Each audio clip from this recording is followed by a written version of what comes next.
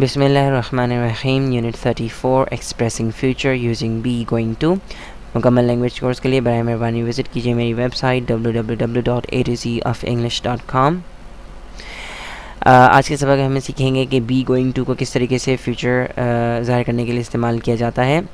इससे पहले कि हम आगे बढ़ें, बराए मेहरबानी विज़िट कीजिए unit number 1 verb to be, अगर आपको बी के बारे में मालूमात नहीं है तो।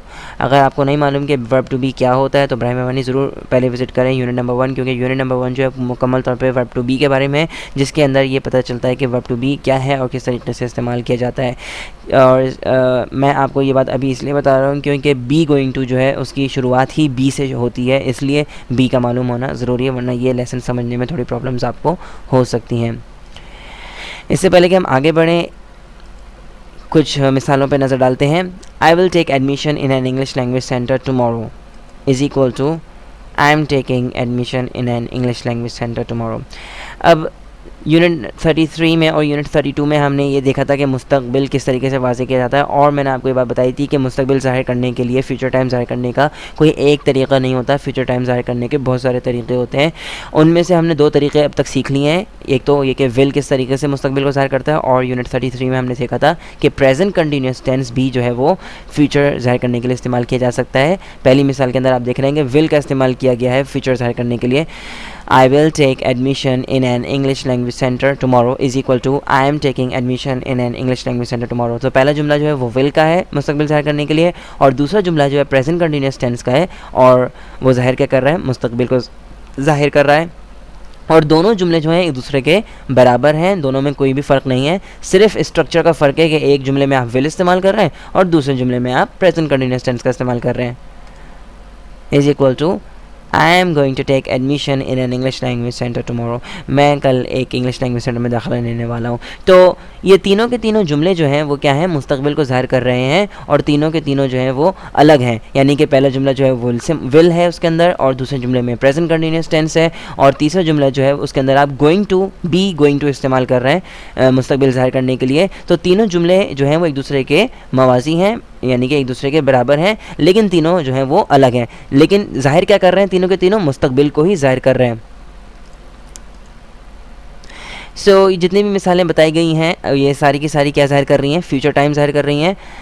आई will take admission in an English language centre tomorrow, मैं कल एक इंग्लिश लैंग्वेज सेंटर में दाखिला लूँगा। ये जुमला जो है वो किस तरह आप इस्तेमाल कर रहे हैं, यानी कि आप विल का इस्तेमाल कर रहे हैं इस जुमले के अंदर। दूसरे जुमले में भी दाखिला लेने की ही बात हो रही है कल, यानी कि I am taking admission in an English language centre tomorrow. यहाँ पर लेकिन आप क्या इस्तेमाल कर रहे हैं, प्रेजेंट कंटिन्यूस टेंस का इस्तेमाल कर रहे हैं मुस्तकबिल ज़ाहिर करने के लिए।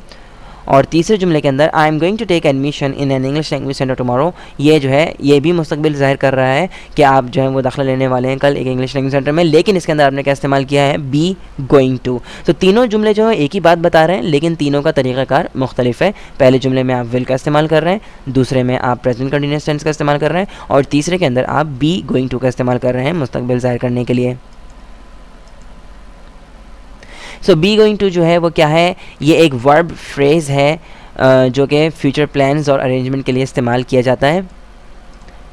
और सबसे अहम बात मैं आपको बताना चाहता हूँ वो ये है, जो कि मैं अपने लेक्चर्स के अंदर ज़रूर बताता हूँ स्टूडेंट्स को, कि be going to does not mean anything. Be going to का कोई भी मतलब नहीं है। तो बराए मेहरबानी उर्दू ज़बान के अंदर इसके कोई भी मायने मत निकालें। जिस तरह विल, मैंने आपको बताया था विल के कोई मायने नहीं होते, और कैन के ट्यूटोरियल में मैंने आपको बताया था कि कैन के भी कोई मायने नहीं होते, और शुड के ट्यूटोरियल में भी मैंने आपको यही बात बताई थी कि इसके कोई मायने नहीं होते। लेकिन हम पाकिस्तानियों के साथ एक प्रॉब्लम ये है कि हम हर चीज़ के मायने ढूंढने के पीछे लग जाते हैं, ना कि उसके यानी कि इस्तेमाल करने के तरीक़े को समझते हैं। हम इस्तेमाल करने का तरीका नहीं सीखना चाहते, क्योंकि हम में से बहुत सारे ऐसे हैं जो कि बहुत सुस्त और काहली का मुजाहरा करते हैं और बस तर्जुमे के ऊपर ही डिपेंड करना चाहते हैं और वैसे अंग्रेज़ी सीखना चाहते हैं। तो भाई आपकी मर्ज़ी से तो आप अंग्रेज़ी नहीं सीख सकते, ठीक है। और जो सही तरीका है वो मैं आपको बता रहा हूँ, और अगर आपको अंग्रेज़ी आ जाती, जिस तरीके पे अगर आप समझते हैं कि जी तर्जुमा करने से अंग्रेज़ी आ जाती है, तो फिर आप मेरी वेबसाइट पर मेरा लेक्चर इस वक्त नहीं सुन रहे होते। तो इसका मतलब ये है कि ज़ाहिर सी बात है ये तरीक़ाकार जो है वो सही नहीं है जब भी आप मेरी वेबसाइट पर इस वक्त आए और मेरा ट्यूटोरियल सुन रहे हैं। सो ज़हन में रखें, be going to does not mean anything. Be going to के कोई भी मायना नहीं है। अच्छा, और एक और अहम बात यह कि आपको लिखाई में यानी कि ये जो बी गोइंग टू नज़र आ रहा है, do not take it as a verb go, यानी कि इसका जाने से कहीं ताल्लुक़ नहीं है। बी गोइंग टू एक वर्ब फ्रेज़ है और इसका ताल्लुक़ गो से नहीं है कुछ भी, यानी जाने से इसका कोई ताल्लुक़ नहीं है। यानी मिसाल के तौर पर it's just a verb phrase and does not mean going somewhere, यानी कि बी गोइंग टू का मतलब ये नहीं कि हम कहीं जा रहे हैं, ठीक है। बी गोइंग टू को आप कहीं जाने के मायने में मत लीजिए, इसके कोई भी मायने नहीं हैं। मिसाल के तौर पर I am going to buy a car next week, ये जो जुमला आपको नज़र आ रहा है I am going to buy a car next week does not mean that I am going somewhere to buy a car next week. ये जो जुमला लिखा है कि I am going to buy a car next week, इसका मतलब ये नहीं है कि मैं अगले हफ्ते जो है वो कहीं जा रहा हूँ, ठीक है। इसका मतलब ये हरगिज़ नहीं है। I am going to buy a car next week का मतलब ये नहीं है कि मैं कहीं जा रहा हूँ, किसी जगह पर गाड़ी ख़रीदने जा रहा हूँ अगले हफ्ते, बल्कि इसका मतलब ये है कि I will buy a car next week, यानी कि मैं अगले हफ्ते गाड़ी ख़रीदूँगा, इसका मतलब ये है, ठीक है। आप इसको गोइंग के अंदर यानी कि कहीं चलकर जाने के मायनों में गोइंग टू को मत लीजिएगा, ठीक है। So I am going to buy a car next week is equal to I will buy a car next week, ठीक है। दोनों जो है एक दूसरे के जुमले यानी कि दोनों बराबर हैं, इक्वल हैं, ठीक है। लेकिन आप देख सकते हैं कि एक जुमले में हम विल का इस्तेमाल कर रहे हैं और दूसरे के अंदर हम गोइंग टू का इस्तेमाल कर रहे हैं। अच्छा जी, विल और गोइंग टू, अच्छा विल और गोइंग टू के अंदर जी थोड़ा सा कुछ फ़र्क है, और इस वक्त इस लेसन के अंदर मैं आपको वो फ़र्क नहीं बताऊंगा, क्योंकि मैं नहीं चाहता कि आपको किसी भी किस्म की परेशानी हो और उलझन का शिकार हो। आप इस वक्त तो जहन में रखेंगे, इस वक्त आप सिर्फ इतनी सी बात जहन में रखेंगे, विल और गोइंग टू में कोई फ़र्क नहीं है।